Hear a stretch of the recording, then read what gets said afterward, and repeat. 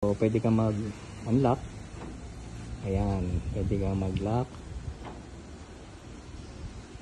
Pwede kang mag-start. Ayun. So, pwede mo rin siyang stop. May password lang tayo. Ayun. So, okay. May push start. Ayan. Ito yung bagong product ng garahe ni Rudy ng GMR. Ayan, OEM na remote din gamit natin.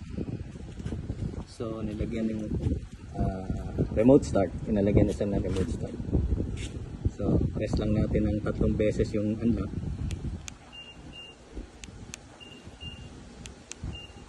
Yun. Yun. Start na. Pwede mo nang iwan sa sakyan na maandang. So dali mo yung remote. Yan, palak lang yan siya. Open mo naman, gagamitin natin yung NFC.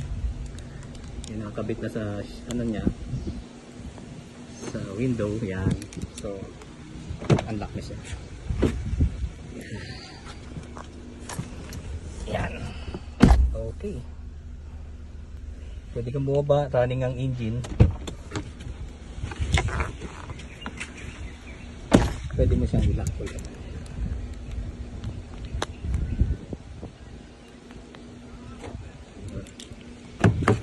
So, pwede kang umalis kahit maandar. Kung ayaw mong patayin yung aircon,